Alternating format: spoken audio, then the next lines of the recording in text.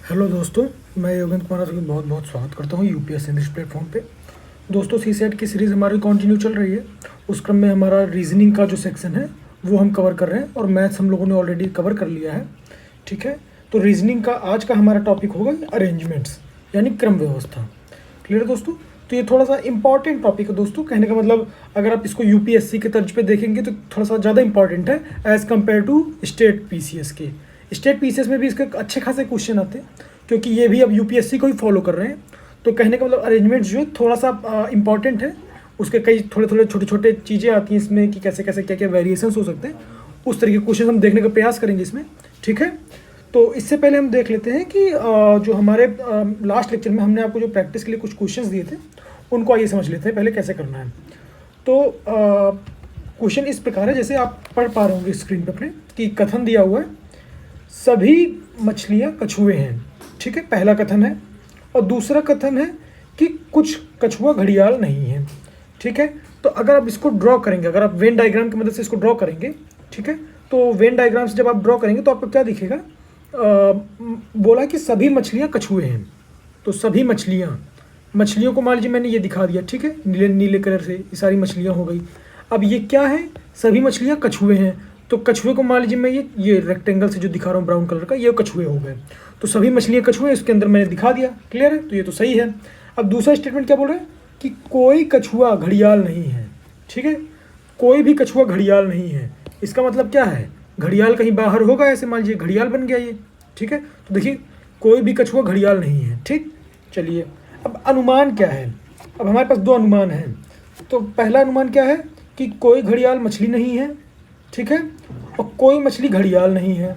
ठीक है, अब ये दो अनुमान है, हमको ये देखना है कि दोनों अनुमान सही हैं कि नहीं है। तो आपको खुद ही दिख गया होगा कि ये अनुमान वास्तव में सही है, गलत है, क्या है, कैसे, है ना? तो आप देख पा रहे होंगे। तो अब इसमें क्या है कि कोई घड़ियाल मछली नहीं है, तो सही बात है। जब कोई कछुआ घड़ियाल ही नहीं है तो ये आपका हो गया कछुआ। ठीक, ये आपका हो गया कछुआ, और ये आपका हो गया मछली। ठीक, और ये आपका क्या हो गया? घड़ियाल। तो अब बताइए क्या कोई घड़ियाल मछली है? नहीं है। सही बात है, ये स्टेटमेंट सही हो गया कि कोई घड़ियाल मछली नहीं है। और दूसरा स्टेटमेंट क्या बोल रहे हैं कि कोई मछली घड़ियाल नहीं है, ये भी सही है। तो कहने का मतलब क्या है? दोनों अनुमान ए तथा बी निकलते हैं इससे। क्लियर है? तो ये एक सिंपल सा सिलोजिज्म का क्वेश्चन है दोस्तों। ठीक है, अगर आप देखे होंगे तो सिलोजिज्म जब मैं आपको बताया था लास्ट लेक्चर में, तो आपको समझ में आया होगा कि वास्तव में कितना थोड़ा सा इंपॉर्टेंट हो जाता है न्याय निगमन। इसको हिंदी में न्याय निगमन बोलते हैं। ठीक है, तो सिलोजिज्म के क्वेश्चन थोड़ा सा ऐसे ही होते हैं दोस्तों, थोड़ा सा ट्रिकी होते हैं। इसमें बहुत ज़्यादा कुछ हार्ड एंड फास्ट नहीं होता है, बट ये होता है कि हाँ, आप जो चीज़ें करते हैं वो थोड़ा सा तर्कसंगत होती हैं। क्लियर दोस्तों? तो ऐसे ही क्वेश्चंस आते हैं। इसके पिछले लेक्चर में आपने जब देखा होगा तो उसमें भी आप देख पाए होंगे कि कैसे कैसे क्वेश्चंस आते हैं। ठीक है, तो अब उसके बाद आगे बढ़ते हैं। अब आगे बढ़ने से पहले जैसे आज का जो टॉपिक हमारा अरेंजमेंट्स का, ठीक है, क्रम व्यवस्था, तो उसमें मैं ये नंबरिंग लिख मतलब वो टाइप लिख रखा हूँ कि कौन कौन से टाइप के क्वेश्चन आते हैं। ठीक है, कि नंबर प्रॉब्लम हो गया, अल्फ़ाबेट आ गया और रैंकिंग आ गया। इसमें भी आपको थोड़ा सा डिटेल में बताता हूँ। इससे पहले मैं आपको एक चीज़ ये बताना चाहता हूँ कि देखिए हमारा मैथ्स का जो है ऑलरेडी कवर हो गया है। क्लियर है? सारे टॉपिक्स 1 बाय 1 करके हमने लेक्चर 1 से शुरू किया था, 14 तक में हमने सारे कवर कर लिए। क्लियर है? उसके बाद फिर हम रीजनिंग पे आए, और रीजनिंग पे आप देख रहे होंगे तो ऑलमोस्ट हमारे काफ़ी टॉपिक हो चुके हैं, कुछ टॉपिक बचे हैं। ठीक है, तो अब ऑलमोस्ट हमारा रीजनिंग कंप्लीट हो गया है। क्लियर है दोस्तों? और जो बचे हुए टॉपिक हैं, जैसे मान लीजिए अगर बचे हुए टॉपिक को मैं अगर समराइज़ करूँ तो जैसे बचे हुए टॉपिक में हमारा जैसे क्या हो गया? ब्लड रिलेशन हो गया। क्लियर है? ब्लड रिलेशन हो गया। और उसके बाद जो टॉपिक हैं जैसे ये लॉजिकल रीजनिंग का जो सेक्शन रहता है, ठीक है, लॉजिकल रीजनिंग हो गया। एंड देन अगर बात करें तो जैसे कैलेंडर के क्वेश्चन आते हैं ना, कैलेंडर के आ गए। और उसके बाद जैसे ये पजल्स वगैरह रहते हैं ना, कुछ पजल्स रहते हैं। और उसके बाद जैसे बात करें तो ये जो क्यूब के और ये जो रहते हैं ना डाइस के, यानी पासा वगैरह, इनके क्वेश्चन रहते हैं। तो इन समस्याओं को जो ये टॉपिक्स हैं दोस्तों, इनको मैं यहाँ पे कवर नहीं करूँगा। क्यों? क्योंकि आप जब इसको जो है ऑलरेडी रमन सर ने इसको कवर किया ऑलरेडी सी सेट के सेक्शन में। तो जब आप प्लेलिस्ट सर्च करेंगे तो उसमें सी सेट स्पेशल सीरीज़, ठीक है, स्पेशल सीरीज़, जब वहाँ पे आप देखेंगे, है ना, तो वहाँ पे आप देखेंगे थोड़ा सा आपको नीचे, जब आप प्लेलिस्ट को स्क्रॉल करेंगे तो आपको थोड़ा सा नीचे ये सीरीज़ मिलेगी। उसमें जब आप देखेंगे तो आपको ये सारे टॉपिक मिल जाएंगे, ठीक है। ब्लड रिलेशन हो गया, लॉजिकल रीजनिंग हो गया, कैलेंडर हो गया, ठीक है, पजल्स हो गए, उसके बाद एक क्यूब एंड डाइस का हो गया, ठीक है। तो जो इन सब टॉपिक पे जो रमन सर ने लिया है लेक्चर, तो सेम लेक्चर को लेने का दोस्तों कोई मतलब नहीं है कि सेम एफर्ट यहाँ किया जाए। हाँ, इनके जो PYQ हैं उनको क्विज के माध्यम से उसको कवर कर लिया जाएगा, ठीक है। इसके बाद जो आपकी क्विज शुरू होगी, ठीक है। आप सभी को आई होप पता होगा कि CSAT के लिए जो है स्पेशल एक क्विज जो है प्रपोज किया गया UPSC हिंदी की तरफ से, ठीक है, स्पेशल क्विज। तो इसमें क्या होगा, आपको जो है पर डे डेली बेसिस पे CSAT के कुछ क्वेश्चंस मिलेंगे, ठीक है। उसका एक अलग से टेलीग्राम चैनल भी बना दिया गया है, ठीक है। उन सभी पे आप लोग जुड़ जाइए, उसका लिंक आपको मेन ग्रुप पे मिल जाएगा इस टेलीग्राम चैनल का, ठीक है, वो जिसका CSAT का ग्रुप है। तो इस पे जो है आने वाले दिनों में क्विज शुरू होगी, तो जब क्विज शुरू होगी तो उसको जो है आप लोग अटेम्प्ट कीजिएगा और उसके बाद उस क्विज का सलूशन भी पोस्ट किया जाएगा, ठीक है। तो अगर वहाँ पे ऐसे कुछ प्रॉब्लम्स आते हैं तो वहाँ पे इसको 1 बाय 1 करके कवर कर लिया जाएगा। क्लियर दोस्तों? तो आई होप आप समझ रहे होंगे, क्योंकि मेजर हमारा जो मेजर वो है, क्या बोलते हैं, एम, या फिर ये कहें आपका जो फोकस होना चाहिए, फोकस मेन होना चाहिए आपका प्रैक्टिस पे। क्लियर है? यानी अगर आप जितना प्रैक्टिस पे अपने आप को ध्यान दे पाएंगे, क्योंकि थ्योरी दोस्तों आप कहीं से ही पढ़ लेंगे, जब तक आप चीज़ों को रिलेट नहीं करेंगे ना तो दिमाग में चीज़ें कंसोलिडेट नहीं होती है ना, आप उनको एग्ज़ाम में अप्लाई नहीं कर पाते हैं। तो मेन चीज़ यही होता है क्विज लेने का, प्रैक्टिस करने का, जो चीज़ें हैं उससे अपना यही फ़ायदा होता है कि आपको जो चीज़ें हैं वो एकदम अप टू डेट रहती हैं, नई नई चीज़ें आपको मिलती रहती हैं और आपका माइंड भी जो थोड़ा सा एक्टिव रहता है उस तरीके से। क्लियर है? तो चलिए अब आज का टॉपिक शुरू करते हैं और उसके बाद मिसलेनियस 1-2 टॉपिक और बचेंगे दोस्तों रीजनिंग में, तो हमारा रीजनिंग भी कंप्लीट हो जाएगा। देन उसके बाद हम कंप्रहेंशन एटसेट्रा पे अपना फोकस करेंगे। क्लियर है? एंड देन फिर हम पूरा जो है क्विज पे स्विच कर जाएंगे। तो जो क्विज रहेगा, क्विज में जो भी प्रॉब्लम्स आएंगे उनको हम डील करेंगे। क्लियर है? तो अब चलिए शुरू करते हैं। जैसे क्या है, नंबर प्रॉब्लम है, ठीक है। अब नंबर प्रॉब्लम जैसे हम बात कर रहे थे कि अगर मैं आपको थोड़ा शुरू से बताऊँ तो हम बात कर रहे थे ये क्रम व्यवस्था की, है ना, ये जो अरेंजमेंट्स, ठीक है, अरेंजमेंट्स। तो अगर अरेंजमेंट की बात हम कर रहे हैं तो इसमें क्या होता है, अब इसमें पहला तो आपका आता है नंबर प्रॉब्लम के बेसिस पे, ठीक है। दूसरा आता है अल्फ़ाबेट यानी डिक्शनरी, देखिए मैंने लिख रखा है। और तीसरा आता है रैंकिंग। तो नंबर प्रॉब्लम दोस्तों क्या होता है, नंबर प्रॉब्लम ऐसा होता है कि ये बहुत ही कॉमन होता है, इसका कोई विशेष पर्टिकुलर कोई फॉर्मूला नहीं होता है ना। ये आपको एक्सपीरियंस के बेसिस पे आएगा, जितना आप प्रैक्टिस करेंगे उतना आपके समझ में आएगा। तो ऐसे कुछ नंबर दिए रहेंगे, उनको घुमा फिरा देगा, कुछ ऐसा कर देगा, जोड़ घटाना है ना, कुछ मतलब उलट पुलट कर देगा। तो आपको एट इंस्टेंट पहचानना होगा कि वो क्या होता है। तो ये बहुत ज़्यादा इसमें कोई रॉकेट साइंस नहीं है। अब इससे अल्फ़ाबेट की बात करें, है ना, तो अल्फ़ाबेट यानी डिक्शनरी वाले, तो इसमें आपने सुना होगा कि जैसे मान लीजिए आपको कुछ ऑप्शन दे दिया ऐसे ऐसे ऐसे, मान लीजिए 1 ऑप्शन, 2 ऑप्शन, 3 ऑप्शन, 4 ऑप्शन ऐसे दे दिया आपका।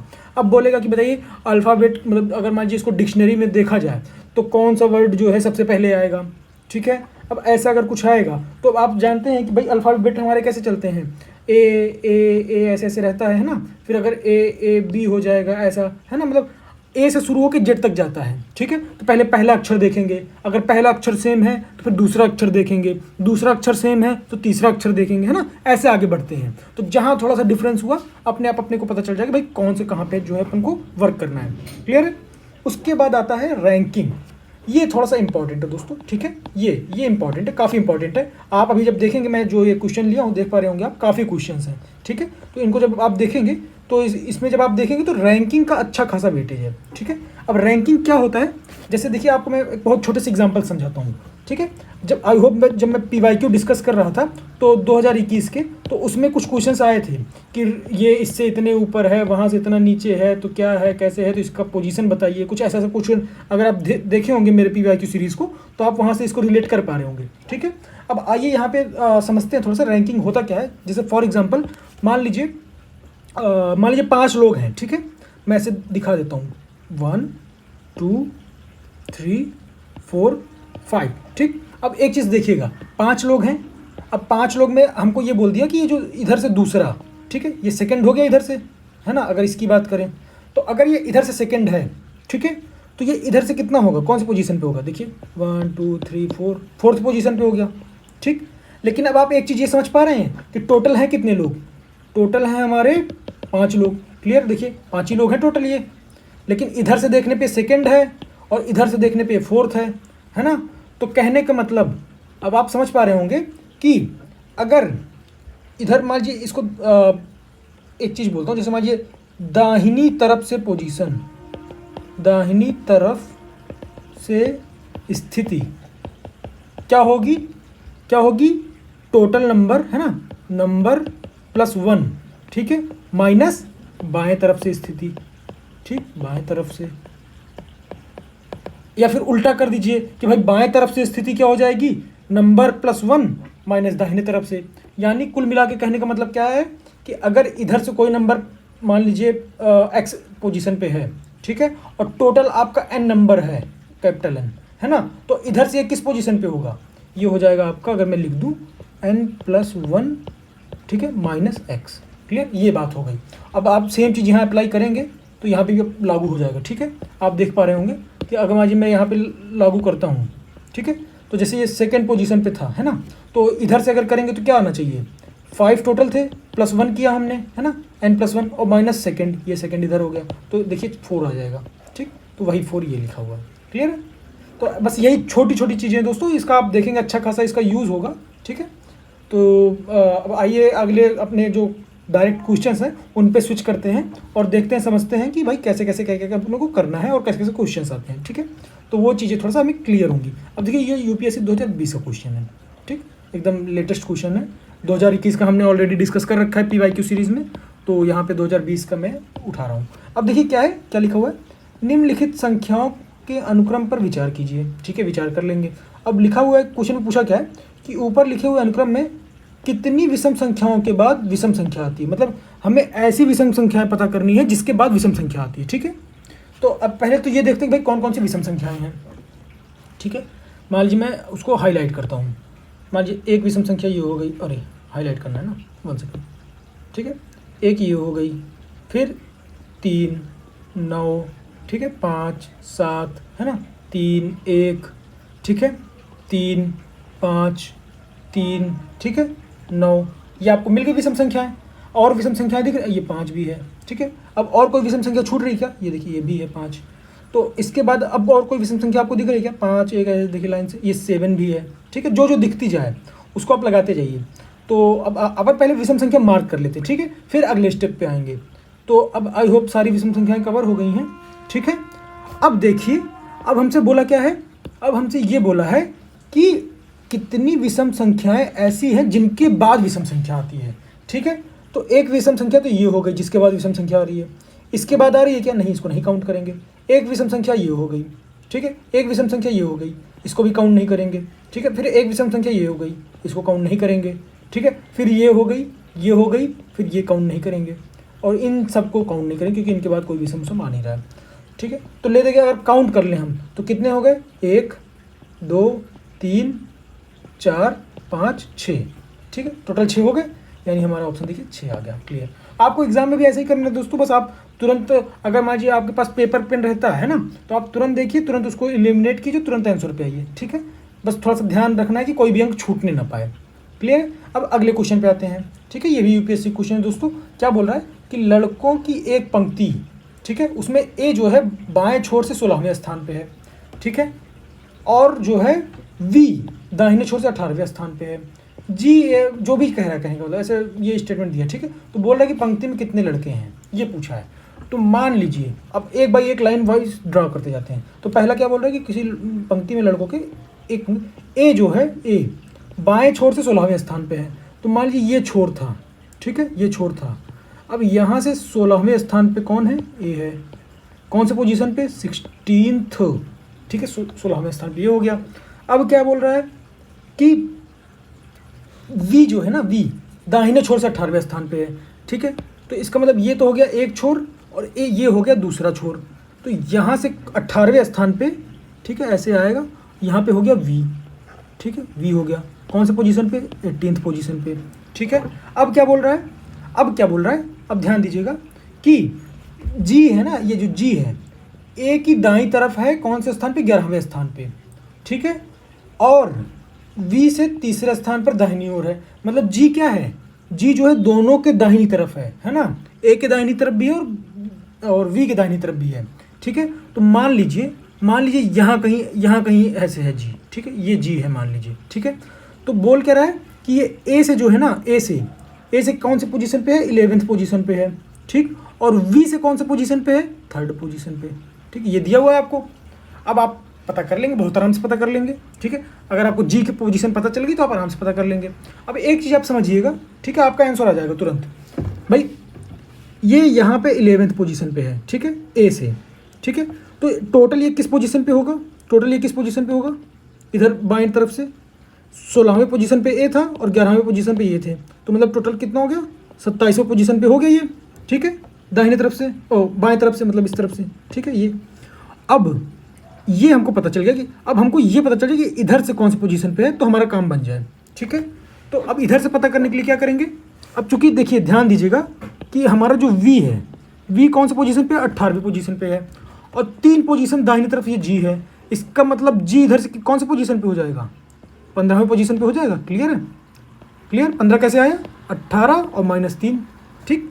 इसका मतलब आपको कुछ क्या मिल गया, इसको मतलब आपको ये मिल गया कि ये जो जी है, अगर मैं यहाँ पे जी दिखा दूँ, है ना, जी अगर अगली लाइन पे ड्रॉ करूँ, ये जी हो गया आपका, और ये आपका इधर, तो इधर से जी कौन से पोजीशन पे है, इधर से 27वें पे, और इधर से जी कौन से पोजीशन पे है, इधर से 15वें पे, ठीक है। तो अगर आपसे बोला जाए कि टोटल कितने लोग हैं इस पंक्ति में, ऐसे ऐसे ऐसे ऐसे, ठीक है, तो ये वही वाली बात हो गई, ठीक है, ये वही वाली बात हो गई कि ABCDE है ना। तो बोला जाए कि B जो है इधर से दूसरे स्थान पे है ना, और इधर से B कौन से स्थान पे है, चौथे स्थान पे है, तो टोटल कितने लोग हो गए, आप 6 थोड़ी बोलोगे कि 4 + 6 2 कर दिया, इसमें दोनों को जोड़ के -1 करोगे, यानी 5 लोग, है ना, 1 2 3 4 5, ठीक है। तो आप देख पा रहे होंगे कि इधर से B दूसरे पोजीशन पे है और इधर से B चौथे पोजीशन पे है, तो हमने क्या किया, दोनों को जोड़ के -1 कर दिया। तो वही चीज़ यहाँ भी करेंगे कि अगर अपने को टोटल नंबर निकालना है कि भाई टोटल कितने लोग थे इसमें, है ना, तो क्या करेंगे, 27 करेंगे और 15 करेंगे और -1 कर देंगे, ठीक। बस आपका आंसर आ जाएगा। तो 27 15 कितना हो गया, 42, और 42 - 1 41। देखिए आपका आंसर आ गया दोस्तों, देखिए क्लियर कट बी ऑप्शन, ठीक है। तो आपको घबराना नहीं है, बहुत सिंपल चीज़ है, इसमें घबराने की जरूरत भी नहीं है, बस छोटी छोटी गलतियाँ होती हैं, और जहाँ आप गलतियाँ करेंगे आप तुरंत जो है गलत मार्क आ जाएंगे, क्योंकि थोड़ा सा गलती की है, हो सकता है 40 को कोई कैलकुलेट कर ले, और थोड़ा सा गलती की हो सकता है 42 को कैलकुलेट कर ले, है ना। बट आपको ध्यान देना है कि आपका जो आंसर है वो सही होना चाहिए, तो वो 41 है। क्लियर है। तो अब चलिए अगले क्वेश्चन पे आते हैं दोस्तों, ठीक है। अब अगला क्वेश्चन क्या बोल रहा है, ये पर्टिकुलरली जो है इसमें 2 क्वेश्चन निहित हैं, क्वेश्चन नंबर 42 और 43, ठीक है। स्टेटमेंट वही है, उन्हीं बेसिस पे ये दोनों क्वेश्चन बनेंगे, यानी ये 42 और 43 इसमें लिखा हुआ है, देखिए निर्देश, ठीक है। तो अब इसमें क्या है, 2 कथन है, S1 और S2, उसके बाद जो है प्रश्नों को उत्तर देना है। तो S1 S2 क्या कह रहे हैं, चलिए समझ लेते हैं क्या कह रहे हैं। बोल रहे हैं S1 S2 कि जो सोहन है, ठीक है, सोहन के वजन का दुगना मोहन के वजन या रोहन के वजन से कम है। मान लीजिए सोहन जो है ना, सोहन का जो वेट है 2 गुणे सोहन कर दें अगर, तो भी ये कम है ना, 2 गुणे अगर सोहन कर दें तो भी ये कम है, किससे, मोहन से भी और रोहन से भी, ठीक है। मतलब सोहन का इतना हल्का है, सोहन इतना हल्का है कि अगर इसका 2 गुना वेट कर देना तो भी ये मोहन से हल्का है और ये रोहन से भी हल्का है, मतलब दोनों से ही हल्का है ये, ठीक है। तो हमें ये पता चल गया कि भाई सोहन सबसे हल्का है, ये तो हमको पता चल गया, ठीक। अब हमारा क्वेश्चन क्या बोल रहा है, दूसरा स्टेटमेंट क्या बोल रहा है, दूसरा स्टेटमेंट पता कर लेते हैं। फिर रोहन का जो वजन है, रोहन का वजन का दुगना, ठीक है। अब रोहन के वजन की बात हो रही है, तो जो रोहन का वजन का दुगना है वो मोहन के वजन या सोहन के वजन से ज़्यादा है। मतलब अगर 2 गुणे रोहन करें, है ना, रोहन, तो ये जो है ज़्यादा है, किससे, सोहन के वजन से, ठीक है, और किसके, मोहन के वजन से, ठीक है। तो अब एक चीज़ समझ पा रहे होंगे आप कि रोहन का जो दुगना वजन है वो सोहन के वजन से ज़्यादा है और मोहन के वजन से ज़्यादा है। तो अब हमको ये तो पता चल गया कि सबसे हल्का कौन है, पहले इसमें तो पता चल गया सबसे हल्का सोहन है। तो सोहन हल्का है तो भाई सोहन की तो बात ही अलग है, सोहन से तो बड़ा ही रहेगा, ठीक है। अब ये देखना है भाई सबसे बड़ा कौन है, ठीक है। तो अब सबसे बड़ा कौन है ये पता करने के लिए हमको कैसे पता चलेगा, अब इस स्टेटमेंट में तो पता, देखिए अगर आप इसको देखेंगे तो इसमें तो कुछ पता चल नहीं रहा भाई सबसे भारी कौन है, मतलब है ना, वजनी, तो इसमें तो नहीं पता चल रहा है। इसमें पता चल रहा है क्या, देखिए, तो इसमें ये बोल रहा है कि 2 गुणे रोहन, मतलब रोहन के वेट का दुगना जो है मोहन से ज़्यादा है। सोहन की बात हम नहीं करेंगे, क्यों, क्योंकि सोहन तो सबसे हल्का है, तो उससे तो भारी तो सब होएंगे ही होएंगे, ठीक है। तो अब अगर यहाँ पे आप देखेंगे तो यहाँ लिखा है कि रोहन का जो 2 गुना वेट है वो मोहन से ज़्यादा है, लेकिन क्या रोहन मोहन से ज़्यादा है क्या, ये हमको क्लियर कट पता है क्या, नहीं पता, है ना, ये तो हमको पता नहीं है। तो तो हमको नहीं पता है वास्तव में कि किसका वजन अधिक है। तो इसका मतलब अगर ये 42 का पूछे कि निम्न में कौन एक सही है, तो भाई किसका वजन अधिकतम है हमको नहीं पता, किसका वजन अधिकतम है यह निर्धारित नहीं किया जा सकता। ठीक है, सही बात है, ये निर्धारित नहीं किया जा सकता। अब अगला क्वेश्चन क्या बोल रहा है कि इनमें से कौन सा कितना सही है, तो मोहन का वजन न्यूनतम है, सोहन का वजन न्यूनतम है, रोहन का नहीं है, कि इसको भी निर्धारित नहीं किया जा सकता। तो ये तो हमने देख लिया भाई कि सोहन का वजन न्यूनतम है, यानी बी ऑप्शन सही हो गया। देखिए आपने बस पढ़ा है ना, अब आपने जैसे ही पढ़ा आपको क्लियर कट समझ में आ गया कि कैसे कैसे चीज़ें वेरी कर रही हैं। ठीक है, तो बस ऐसे ही क्वेश्चन आते हैं दोस्तों, इसमें बहुत ज़्यादा कुछ घुमा नहीं सकता है कोई भी एग्जामिनर वगैरह। ठीक है, तो बस ऐसे ऐसे छोटे छोटे प्रॉब्लम आते हैं, तो इन्हीं को डील करना होता है। तो अब आप देख पा रहे होंगे कि वास्तव में कैसे कैसे प्रॉब्लम आती है ना, तो भाई सोहन का वजन, मोहन का वजन, बस ऐसे ही रहता है दोस्तों। ठीक है, तो अब आगे बढ़ते हैं। आगे बढ़ने में अब क्या है, अगला क्वेश्चन देखिए बहुत सिंपल सा है।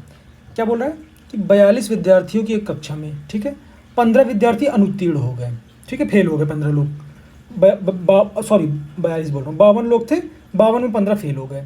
तो अनुत्तीर्ण विद्यार्थियों का नाम अगर हटा दें, ठीक है, जो फेल हुए थे उनका नाम हटा दिया गया, और उसके बाद जो है योग्यता क्रम के हिसाब से एक सूची बनाई गई।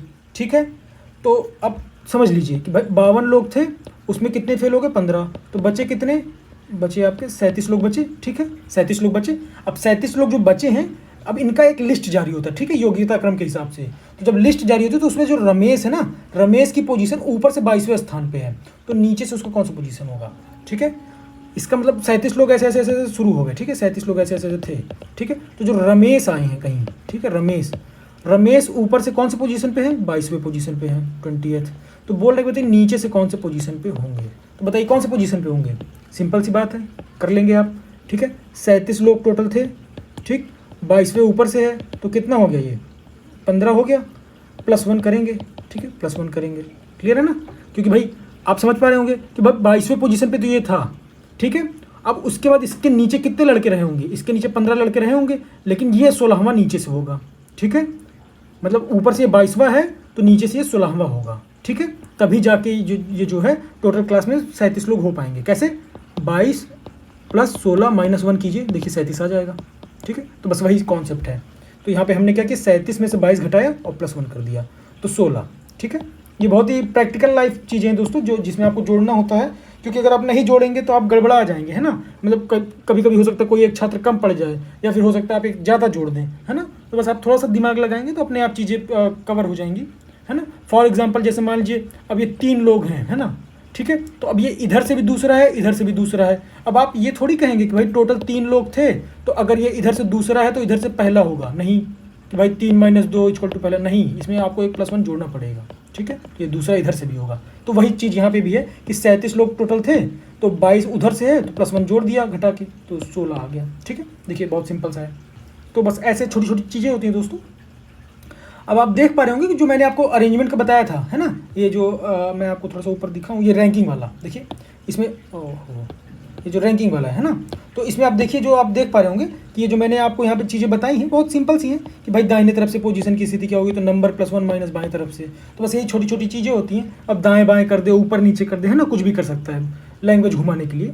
तो अब आइए अगले क्वेश्चन पर बढ़ते हैं। अगला क्वेश्चन क्या बोल रहा है, अगला क्वेश्चन बोल रहा है कि विकास जो है 49 छात्रों की एक कक्षा में 18वें क्रम पे है। ठीक है, तो आखिरी से उसका क्रम क्या होगा, बहुत सिंपल है, वही पिछले बार के तरीके कर दीजिए। भाई 49 लोग थे, 49, ठीक है, उसमें से 18वें क्रम पे था, तो -18 कर दिया और +1 कर दिया, तो पता चल जाएगा भाई पीछे से कौन सी पोजीशन पे है। ठीक है, तो यानी 50 - 18 यानी 32। ठीक है, आपको ये हो जाएगा ऑप्शन। ठीक है, सी ऑप्शन। तो देखिए ऐसे ही क्वेश्चन आते हैं दोस्तों, बहुत ज़्यादा कोई टिपिकल नहीं है इसमें, है ना। तो बस ऐसे छोटी छोटी चीज़ें आती हैं जो अपने को ध्यान देनी होती है थोड़ा सा। तो अब आप समझ पा रहे होंगे कि वास्तव में इसमें बहुत ज़्यादा कुछ रॉकेट साइंस जैसा नहीं है, बट आप हल्का सा ध्यान देंगे, है ना, हल्का सा ध्यान दे लेंगे तो आपका काम आसान हो जाएगा। ठीक है दोस्तों, अब आइए अगले प्रॉब्लम पर बढ़ते हैं। अगला प्रॉब्लम क्या बोल रहा है, क्या नाम से कि A B, मतलब ये कुछ कंपैरिजन बोला है अमीरी गरीबी का, है ना। तो अब अमीरी गरीबी का कंपैरिजन बोला कि इसको थोड़ा सा देख लेते हैं कि भाई क्या क्या बोला है इन्होंने हमसे। तो बोल रहा है क्या कि A जो है B से अमीर है, तो हम देख लेते हैं भाई A जो है ना ये B से अमीर है, चलिए कर दिए। अब बोल क्या रहा है C A से अमीर है, तो C जो है A से अमीर है, ये भी दिखा दिया। ठीक है, A B से अमीर था, C A से अमीर हो गया, चलिए दिखा दिया। अब क्या बोल रहा है कि D जो है डी सी से अमीर है। अब डी एक है वो इससे भी अमीर है, सी से भी, चलिए वो भी दिखा दिया। ठीक है, अब क्या बोल रहे हैं, ई जो है, ई सबसे ज़्यादा अमीर है। इसका मतलब ले दे के ई जो है सबसे आगे आ गया। ठीक है, इनको उठाऊँ अगर मैं इधर कर दूँ, ओहो, ठीक है,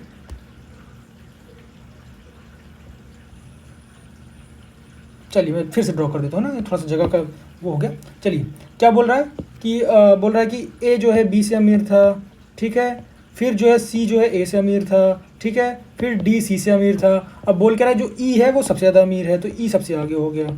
ये आपका क्रम बन गया। ठीक, अब बोल रहा है कि अगर सभी को उपरोक्त अमीर का क्रम में बैठाया जाए तो किसका स्थान मध्य में होगा। देखिए अपने आप आपको बस आपने जैसे ही अरेंज किया आपको पता चलेगा कि भाई सी मध्य में होगा, तुरंत आप मारिए सी, आगे बढ़िए। देखिए है ना, छोटा छोटा चीज़ें रहती है दोस्तों। देखिए यूपी पीसीएस क्वेश्चन 2019 का, तो आप देख पा रहे हो कितना सिंपल सिंपल रहता है और स्कोरिंग है दोस्तों, है ना। इसीलिए मैं इसको यहाँ पे कवर भी कर रहा हूँ ताकि थोड़ा सा कॉन्फिडेंस भी बढ़े और अब आपको लगे भी कि वास्तव में चीज़ें उतनी टिपिकल नहीं होती जितना हम अननेसेसरी का प्रेशर लेते हैं। ठीक है, लास्ट टाइम पे बस आपको ये देखना चाहिए कि भाई आपका कौन सा स्ट्रॉन्ग जोन है। ठीक है, आपको अपने वीक जोन पे काम करना है, बट फोकस जो है ना, फोकस आपका ये होना चाहिए कि आपको कैसे कट ऑफ क्लियर करना है। ठीक है, लास्ट टाइम पे आपको इन बातों पर बिल्कुल ध्यान नहीं देना चाहिए कि कौन सा पोर्शन आपका वीक रह गया, कौन सा आपको नहीं आता है ना। कभी भी इन बातों पे ध्यान नहीं देना चाहिए, बस आपको ये देखना चाहिए कि हाँ आपको क्या क्या आता है और जो जो चीज़ें आपको आती हैं वो कट ऑफ क्लियर करवाने के लिए सफिशियंट है कि नहीं।